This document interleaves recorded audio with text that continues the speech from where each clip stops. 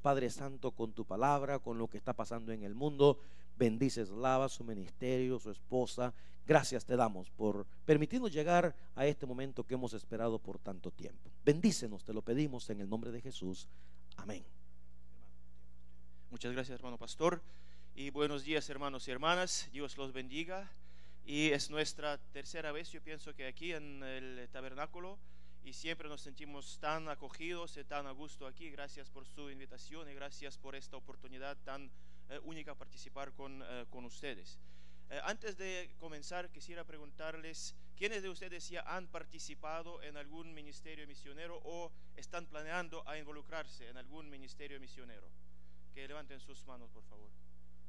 Ya bastantes hermanos. Y la mejor manera para comenzar es leer la Gran Comisión. Y voy a hablar un poquito más de nuestro ministerio más tarde, pero es la conferencia, el Congreso Misionero, y vamos a leer la Gran Comisión que se encuentra, como sabemos, en Mateo 28, versículos 18 al 20. Dice así: y Jesús se acercó y les habló diciendo: toda potestad me es dada en el cielo y en la tierra. Por tanto, id y haced discípulos a todas las naciones, bautizándolos en el nombre del Padre y del Hijo y del Espíritu Santo, enseñándoles que guarden todas las cosas que os he mandado, y he aquí, yo estoy con vosotros todos los días hasta el fin del mundo. Amén. Hermanos, ¿por qué yo hice esa pregunta? ¿Quiénes van a ir o van a involucrarse en el ministerio misionero? Porque muchas veces nosotros pensamos en el ministerio de misiones como ir muy lejos, ir afuera del país, hacer algo muy raro o muy único, ¿verdad? Y eso es así, pero no es todo, y la gramática de la Gran Comisión nos prueba eso. Yo enseño el griego del Nuevo Testamento allá en la Universidad de Trinity Western, y nosotros tenemos aquí en la Gran Comisión estos verbos: id, hacer discípulos, bautizándolos y enseñándoles. Y el énfasis siempre se ha hecho en la palabra id. Pero en el griego del Nuevo Testamento, si nosotros traducimos este versículo literalmente, así suena la Gran Comisión: por tanto, haced discípulos, yendo, bautizándolos y enseñándoles. El énfasis no es en ir, pero en hacer discípulos. Y podemos hacer discípulos en cualquier lugar. No es menester ir afuera, ir lejos. Y nosotros vivimos en un país tan multicultural que nosotros todos somos misioneros. Entonces no piensen en las personas solamente que se van afuera a otros países, que esas personas son misioneros. Nosotros todos somos misioneros, porque el énfasis de la Gran Comisión es hacer discípulos, yendo si es necesario, bautizándolos y enseñándoles. Entonces, también otra cosa, nosotros podemos hacer discípulos y tenemos que hacer discípulos, somos misioneros, porque Canadá es un país muy multicultural, igual que Israel lo era en los tiempos de Jesús. Por eso Jesús no hace el énfasis en ir, pero en hacer discípulos. Si nosotros leemos Hechos 2, versículos del 8 al 11, el versículo famoso cuando se derramó el Espíritu Santo, aquí se mencionan algunos de los lugares y algunas de las naciones que vivían allá y existían en Israel.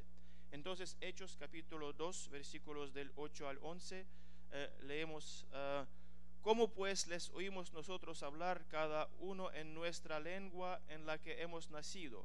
Aquí escuchen, hermanos, todos los lugares y todas las naciones mencionadas: partos, medos, elamitas, y los que habitamos en Mesopotamia, en Judea, en Capadocia, en el Ponto y en Asia, en Frigia y Panfilia, en Egipto y en las regiones de África más allá de Cirene, y romanos aquí residentes, tanto judíos como prosélitos, cretenses y árabes, les oímos hablar en nuestras lenguas las maravillas de Dios. Entonces, hermanos, yendo o no yendo, somos misioneros. Aquí en Canadá, si queremos evangelizar a las personas, queremos mostrarles el camino hacia el trono de Jesús, somos extranjeros para esas personas, ¿verdad? Aquí escuchamos cada día, cada mes, cada año vienen muchos inmigrantes a Canadá, y para nosotros no importa, estamos aquí evangelizándolos o allá en su propio país, no importa, somos tan extranjeros para ellos como en cualquier otro lugar. Entonces vamos a hablar hoy, hermanos, principalmente de dos momentos: los lados fuertes de los misioneros occidentales, como somos nosotros, y de los lados débiles, porque somos todos misioneros, vamos a hacer nuestro ministerio aquí o allá. ¿Cuáles son lados fuertes y lados débiles de las misiones occidentales? Yo quiero decirles que yo tengo una perspectiva bastante interesante, porque yo también soy producto del ministerio misionero. Yo nací en el país que ya no existe, desafortunadamente, la Unión Soviética, y la Unión Soviética consistía de 15 repúblicas. Ahora cada república es un país independiente, y ahora yo no soy soviético, yo no soy de la URSS, yo soy de Ucrania. Entonces ahora tengo que pensar en mí mismo como ucraniano, no como soviético.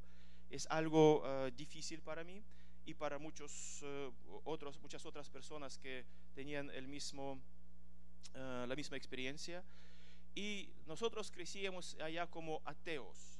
Para nosotros escuchar de Dios, escuchar de la Biblia fue algo insólito, y gracias a Dios que vinieron los misioneros canadienses y americanos, porque si yo no me hubiera encontrado con los misioneros extranjeros, nunca me habría arrepentido. Yo tenía mucho prejuicio acerca de la fe cristiana y acerca de los cristianos allá, rusos, ucranianos, acerca de la iglesia ortodoxa. Entonces allí también conocí a mi esposa, que estaba trabajando como misionera, y después de eso Dios nos llevó por muchos caminos, y nosotros trabajamos como misioneros en varios lugares, incluyendo muchos países latinoamericanos como México y Guatemala, Honduras, Nicaragua, Costa Rica, y en Europa Oriental también. Trabajamos en varios equipos multiculturales con hispanos, con norteamericanos, con europeos. Entonces es muy interesante. Yo pienso que al principio yo lo veía todo con los ojos de una persona evangelizada. Ahora yo lo veo con los ojos de una persona que evangeliza. Entonces yo quiero combinar esas dos experiencias y compartir cuáles son lados fuertes de los misioneros occidentales y lados débiles, porque de los lados débiles no se habla mucho, y se repiten los mismos errores, y se impide a muchas personas la llegada a Cristo por esos errores, porque pueden ser bastante difíciles, bastante serios. Y ahora nosotros también desempeñamos nuestro ministerio en Cuba. Somos parte del ministerio que se llama Camino Global, y enseñamos allá en un seminario que se llama Los Pinos Nuevos. ¿Hay algunos cubanos en la congregación, hermano? Oh, ok, muy bien. Okay. Entonces, y también nosotros enseñamos en la Universidad de Trinity Western. Pero primero, hermanos, porque el tiempo corre rápido, los lados fuertes de las misiones occidentales o de los misioneros occidentales. Y primero, hermanos, como el producto del ministerio misionero, yo quisiera decir gracias por venir. El mero hecho de venir a un lugar que no es próspero, que está luchando económicamente y políticamente, cuando personas de países bien acomodados, bien acaudalados, vienen cristianos a estos países y se ponen al lado de la iglesia en aquellos lugares, eso por sí es un testimonio muy fuerte, muy fuerte. Eso demuestra la solidaridad, y también demuestra que nosotros pensamos en otras personas en lugar de nosotros mismos. A veces nosotros escuchamos preguntas como: ¿por qué han venido acá? ¿Qué están haciendo acá? La gente tiene ese asombro que nosotros tuvimos interés y deseo por ellos, para venir y estar con ellos y vivir con ellos en lugares a veces no bien acomodados, comer su comida que no es tan rica, digamos, como nosotros. Entonces, este mero hecho de estar codo a codo, hombro a hombro con nuestros hermanos en Cristo en varios lugares, eso es por sí mismo un testimonio enorme, un testimonio que nosotros nos cuidamos por nuestros hermanos en Cristo en varios países. Entonces, eso es ya nuestro deseo de ir y estar con ellos, un testimonio enorme. Otra cosa, hermanos, la enseñanza de la palabra y la predicación. Eso es también un lado muy fuerte de las misiones occidentales, porque en muchos lugares del mundo la educación bíblica todavía no es fuerte. Por ejemplo, si nosotros vamos a Rusia, a Ucrania, a Guatemala, ya cambió la situación un poco en Rusia y en Ucrania, pero hace 10, 15 años la educación bíblica casi no existía. Sí, claro que el cristianismo existía y había muchos pastores, muchos cristianos que luchaban en los tiempos soviéticos contra el régimen y todo eso, pero su predicación era bien concentrada en las emociones de las personas. No tenían buena exposición de la palabra de Dios. Por eso cuando yo como cristiano joven atendía a alguna iglesia ucraniana rusa, me daba asco, porque siempre los pastores querían que la gente llorara. ¿Me entiende? Se enfocaban en las emociones de las personas en lugar de explicar lo que significa la palabra de Dios. Y los misioneros occidentales tienen muy buena tradición y muchos de ellos tienen muy buen entrenamiento exponiendo, explicando la palabra de Dios, qué relevancia tiene para las personas en su vida cotidiana. Entonces, este es un lado muy fuerte y podemos seguir haciendo eso. Entonces, si ustedes ya dominan bien la Biblia, hay bastantes cursos, ¿verdad? O pueden sacar algún grado de bachillerato, licenciatura, maestría. Hay bastantes posibilidades aquí. Entonces, si quieren compartir con eso, con la exposición de la palabra de Dios, es ministerio muy fuerte. En Guatemala, por ejemplo, la gente tiene normalmente 4 o 6 años de educación y los pastores tampoco tienen mucho trasfondo de educación. Entonces, podemos apoyar y podemos ayudar mucho con eso. Otra cosa, cuando nosotros como misioneros occidentales venimos a otros países, damos la explicación de la palabra, exposición de la palabra, pero también una perspectiva fresca, porque en muchos lugares la palabra a veces se distorsiona, ¿verdad? Y no se explica correctamente. Por ejemplo, cuando yo asistía a una iglesia allá en Ucrania, siempre me decían, practicar deportes es un pecado. ¿Han escuchado algo así en sus iglesias? Y entonces yo siempre he practicado deportes y me molestaba, porque yo pensaba, si Dios creó deportes, y deportes son algo tan bueno para la educación, para la formación de carácter, para la disciplina corporal, ¿cómo puede ser malo? Ellos siempre se recurrían a este versículo en 1 de Timoteo 4, 7, 8. Desecha las fábulas profanas y de viejas, ejercítate para la piedad, porque el ejercicio corporal para poco es provechoso. 1 de Timoteo 4, 7, 8. A veces algunas hermanas se me aproximaban y decían, hermano, es pecado, eso es, así se distorsiona la palabra a veces. Y cuando vinieron los misioneros norteamericanos y comenzaron a predicar, y me dio mucho alivio de escuchar que eso no es así. Claro que hay que poner nuestras prioridades, pero practicar deportes, ejercicio físico no es un pecado, ¿verdad? Entonces, compartiendo esa perspectiva fresca, perspectiva saludable, es también muy bueno para nosotros y podemos compartir y contribuir con esta vista fresca en muchos lugares del mundo. Entonces, nosotros como misioneros, ya yendo, podemos dar un testimonio muy fuerte, conociendo bien la palabra de Dios y pudiendo exponerla bien. Eso es un lado muy fuerte de nosotros como misioneros occidentales. Y otro, compartir nuestros recursos. Gracias a Dios que nos ha bendecido mucho con muchos recursos. Y aquí, hermanos, quisiera decir que hay que tener bastante discernimiento, porque nosotros no queremos que la gente nos ve como bolsas de dinero llegando de Norteamérica. Si ustedes han viajado a varios lugares de Norteamérica o de lugares más pobres, a veces se nos mira como una fuente de recursos. O vienen de Canadá, deben tener mucho dinero. Entonces nosotros no queremos establecer esta relación personal basándonos en esta posición de poder, que nosotros podemos otorgar algo o no podemos dar algo o no. Nosotros no necesitamos agarrarnos de ese poder, pero a veces es bueno y a veces es saludable. Por ejemplo, compartir nuestro tiempo y esfuerzo donde los locales no pueden hacerlo. Cuando nosotros vivíamos en Ucrania, después especialmente de la caída de la Unión Soviética, la vida era muy difícil, y vinieron los misioneros de Canadá.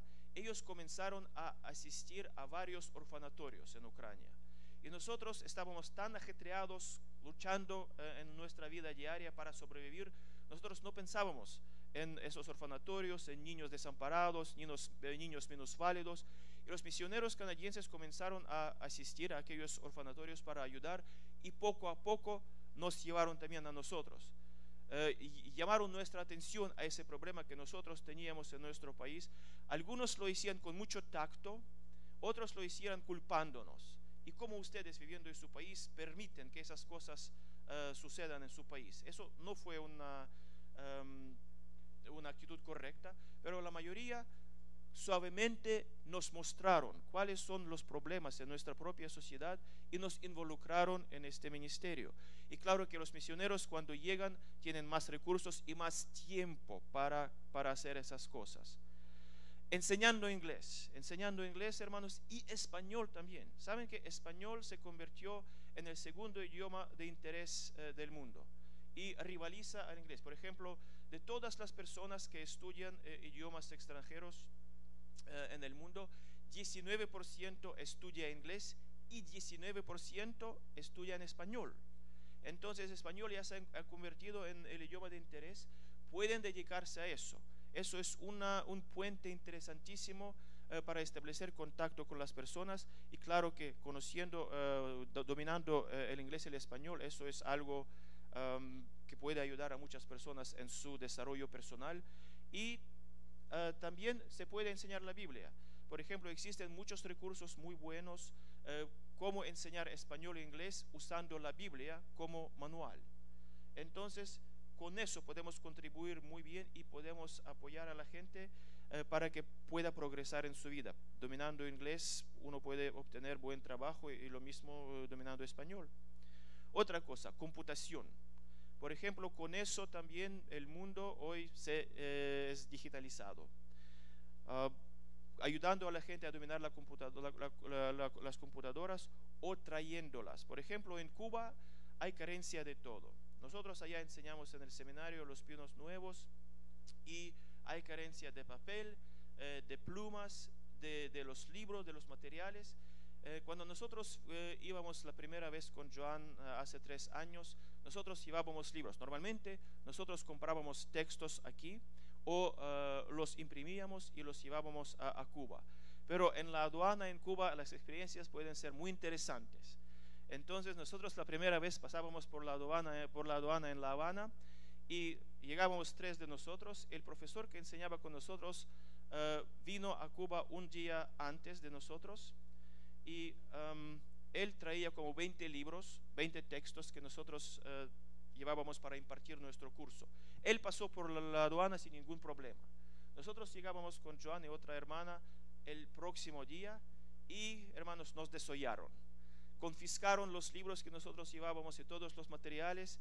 Entonces, para salvar el curso, nuestros hermanos allá en Cuba tuvieron que hacer un enorme esfuerzo, haciendo fotocopias, imprimiendo los textos, y el costo fue enorme. Para imprimir las cosas allá todo cuesta muchísimo dinero. Lo que nosotros ahora hacemos, nosotros llevamos tablas electrónicas. ¿Saben lo que es tabla electrónica? Y nosotros estamos haciendo fotocopias de los materiales, los ponemos en el formato PDF y llevamos estos textos en memorias y después los distribuimos, y los estudiantes que vienen a estudiar pueden usar esas tablas y mientras están en el seminario pueden leer usando esos recursos electrónicos. Eso ahorra muchos problemas, y eso es lo que nosotros hacemos con Joan para nuestra próxima visita. Recopilamos las tablas usadas, porque no deben ser muy modernas, porque la única cosa que se necesita poder leer electrónicamente los libros, los textos. Entonces eso es lo que nosotros podemos hacer y contribuir. Computación, los materiales digitales. Carros, otra cosa, hermanos, carros. Cuando nosotros llegamos a países de ministerio, nosotros normalmente compramos carros. No es gran cosa para nosotros en Canadá. Carros son bastante baratos o son accesibles para nosotros. Cuando yo vivía en Ucrania, nosotros no teníamos, mi familia nunca había tenido carro. En Cuba, por ejemplo, ahora un cubano no puede comprar carro. Normalmente los extranjeros solamente podían comprar carros nuevos. Ahora ha cambiado la situación, pero tampoco pueden comprar carros porque cuestan tanto que un cubano no puede comprar carro. Entonces, los extranjeros que compran carros pueden compartir este transporte con sus hermanos, no solamente usándolos para su propio interés y beneficio. Y otra cosa, patrocinio de proyectos y personas. Eso también requiere mucho discernimiento, porque otra vez no queremos que nos miren como bolsas de dinero. Pero si nosotros vemos que hay personas responsables y hay personas que realmente tienen el corazón para Cristo y por Cristo, entonces hay que ayudar también monetariamente a esas personas. Otra vez hay que tener mucho discernimiento con eso. Entonces, hermanos, nosotros como misioneros occidentales podemos compartir mucho y tenemos muchos recursos. Podemos venir y estar con nuestros hermanos. Podemos compartir con la exposición de la palabra, con una perspectiva fresca, nueva hacia la palabra de Dios. Podemos compartir nuestros recursos y hay muchos recursos que tenemos. Entonces, las misiones occidentales han hecho mucho bien en los países donde trabajaban y continúan haciéndolo. Entonces es nuestra tarea, nuestro deseo unirnos con ellos. Pero también se hacen muchos errores y esos errores a veces ahuyentan a la gente de la fe y a veces crean también los problemas políticos.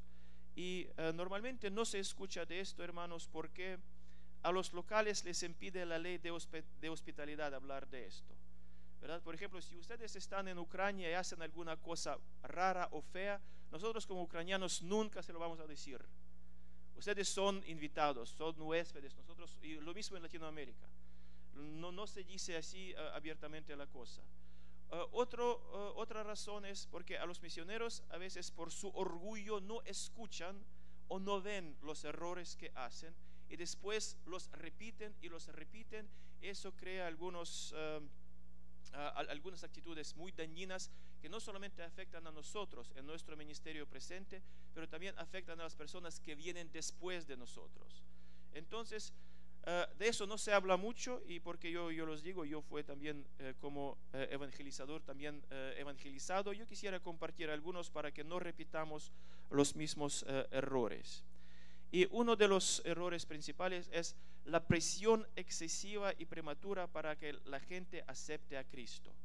A nosotros como occidentales nos gusta enfocarnos en los resultados.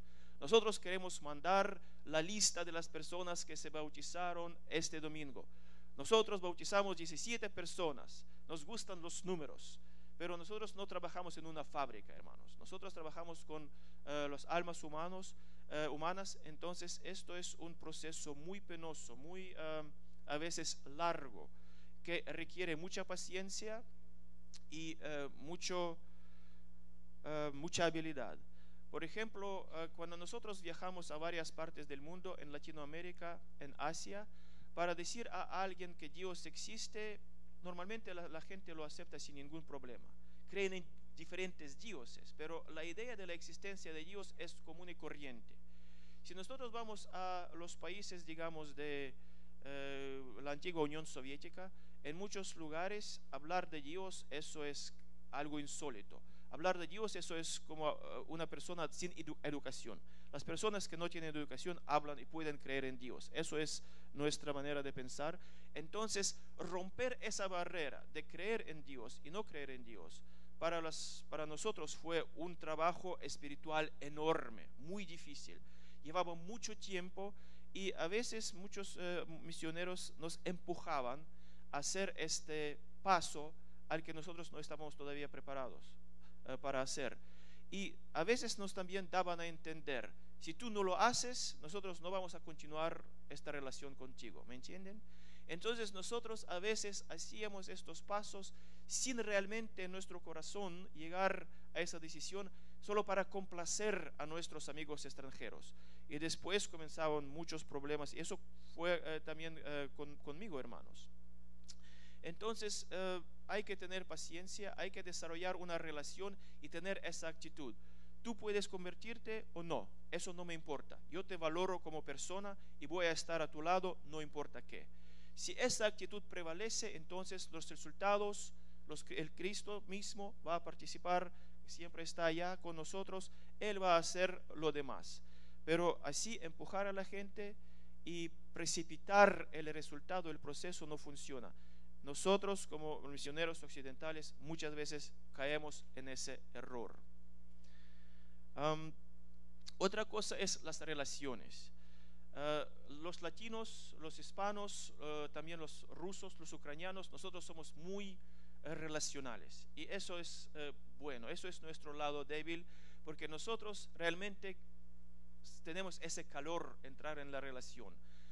Y si esa relación es genuina, va a traer el resultado. Y nosotros podemos ayudar a nuestros hermanos norteamericanos que a veces ven su ministerio solo como profesión. Y termina su ministerio, ellos se van y se termina la relación. A veces nosotros tenemos que, yo diría que muchas veces nosotros tenemos que mantener la relación como mentor-discípulo con las personas que se arrepintieron, que llegaron a Cristo, porque muchas veces la lucha comienza después de esa decisión. Esas personas necesitan nuestro apoyo y hay medios de comunicación ahora que nos ayudan para mantener esa relación de discipulado aun cuando nosotros salimos del país. Entonces, las relaciones son más importantes que el resultado. El resultado es secundario, ¿verdad? Si nosotros lo ponemos así, el resultado va a venir. Si no, vamos a sufrir y vamos a perder nuestras relaciones. Otra cosa o otro error, el discipulado como modelo del ministerio. Y nosotros vimos en la Biblia que Jesús vivía al lado de sus discípulos.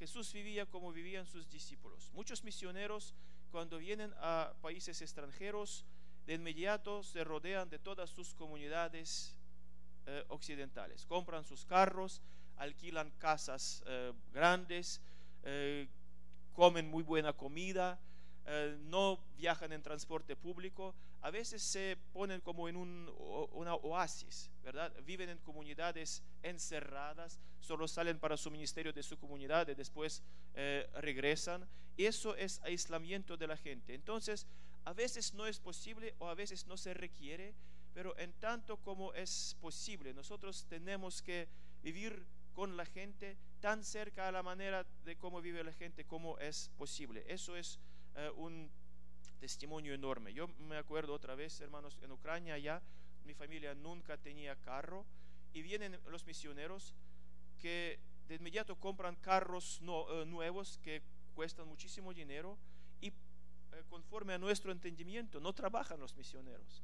Entonces no trabajan, viven en buenas casas, compran carros y ¿qué hacen? Vienen para predicar por una hora el domingo y es todo. Entonces para nosotros fue bueno. Para ellos es fácil vivir y enseñar aquí porque ellos no entienden nuestra vida.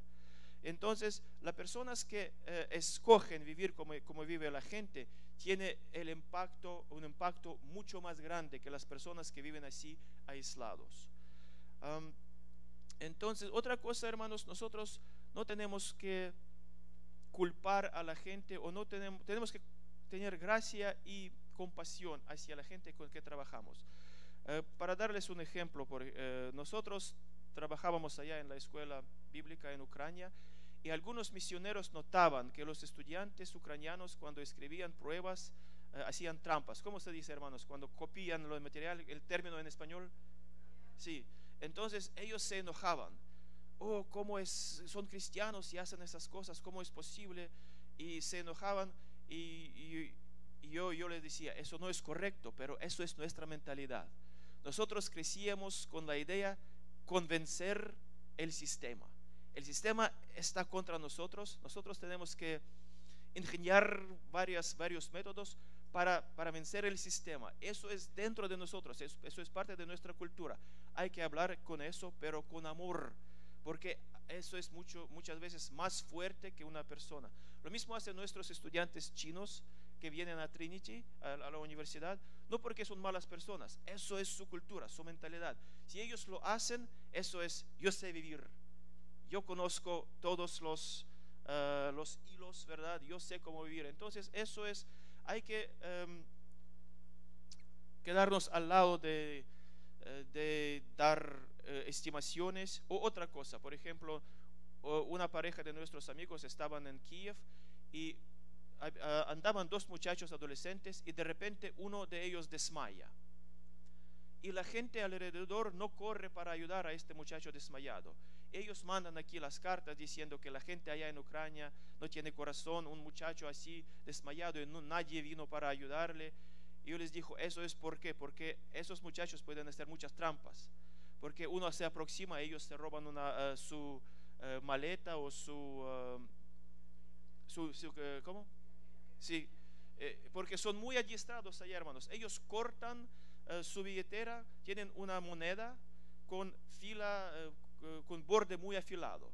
Entonces usted ni siquiera lo va a notar. Ellos cortan con esa moneda su billetera y sacan su billetera o su dinero o su tarjeta de crédito. Entonces, claro que los misioneros no saben de eso, entonces comienzan a culpar que la gente es tan mala. Entonces tenemos que restringirnos de eso. Hay que conocer la cultura y la historia antes de juzgar, y eso es el tercer error que hacen normalmente los misioneros occidentales. Ellos desconocen la historia y la cultura de los países a donde vienen a trabajar, y eso puede hacer muchísimo daño.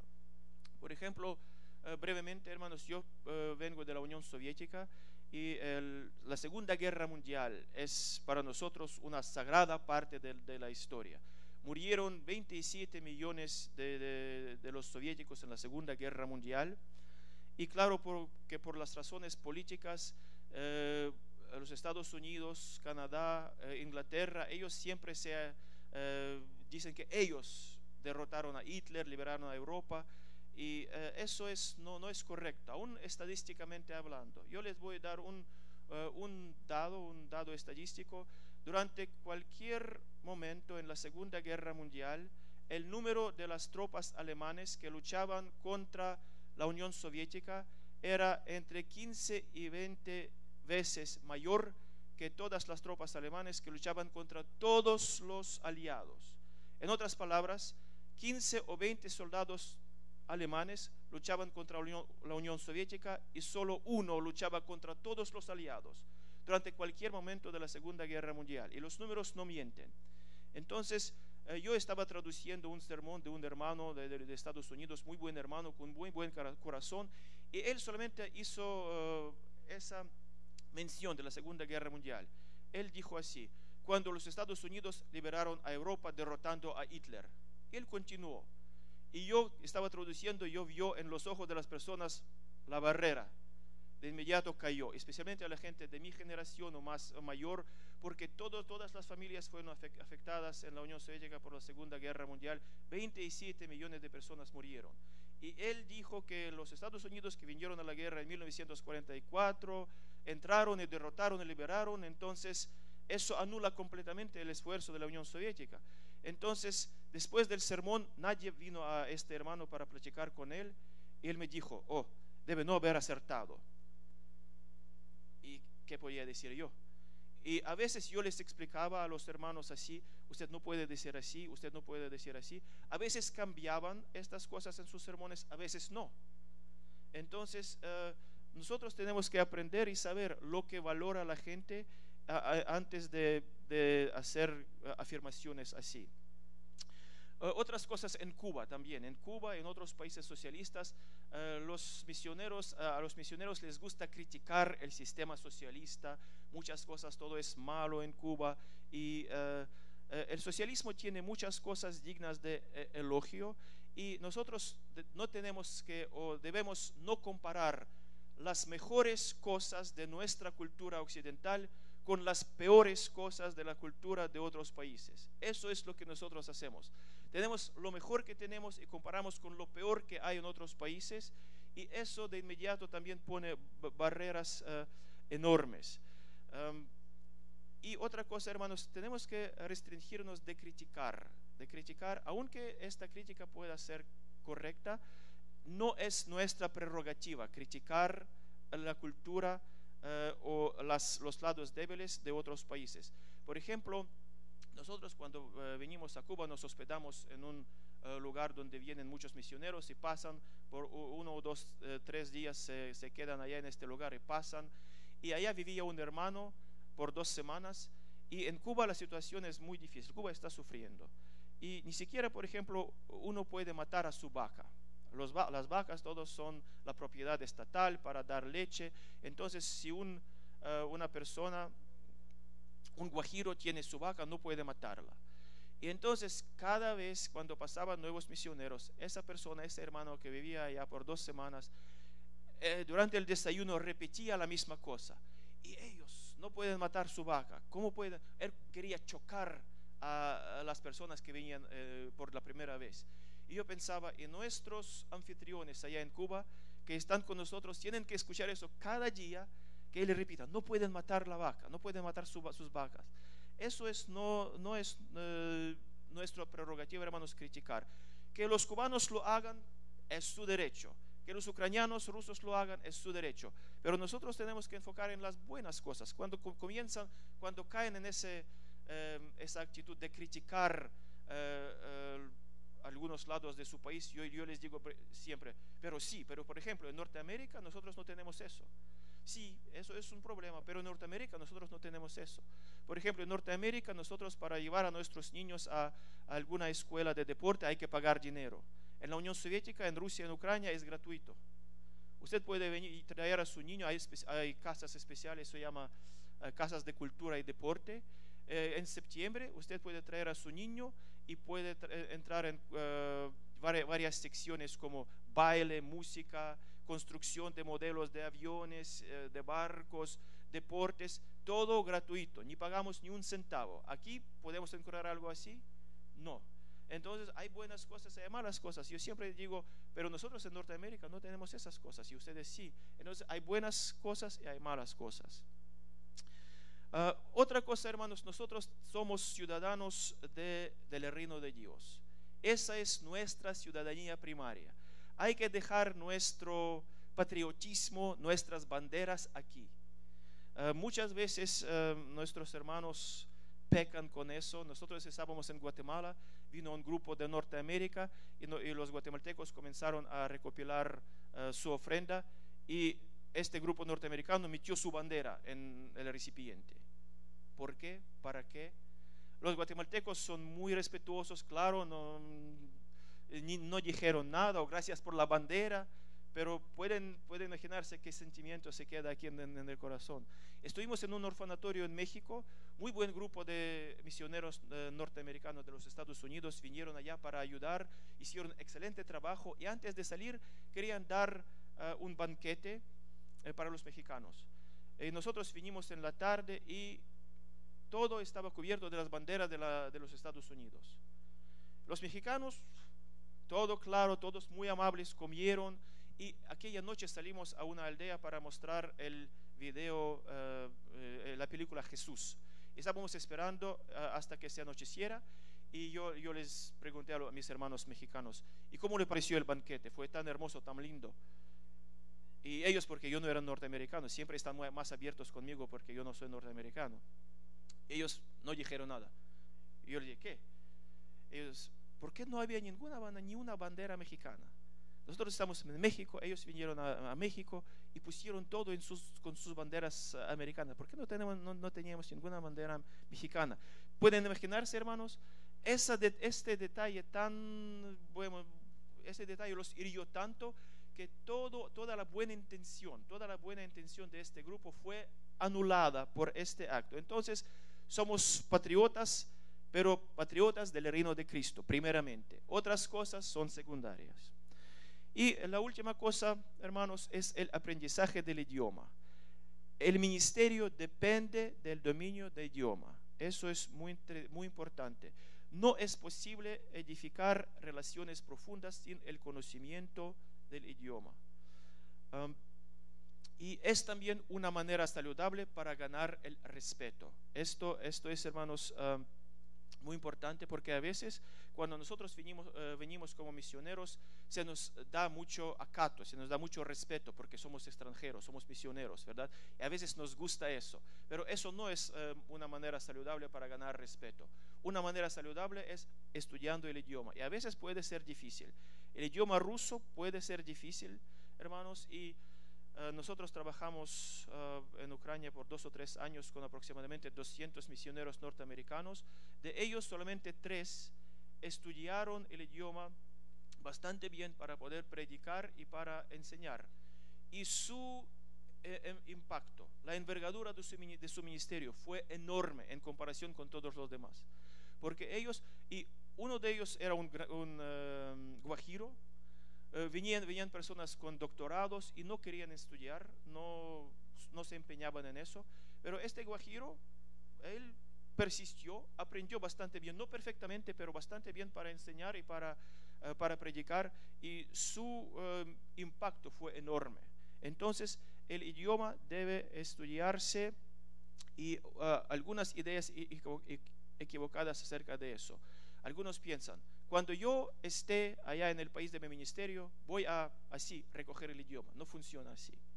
No funciona así porque nosotros venimos, el choque cultural, y también vamos a estar muy ocupados con nuestro ministerio.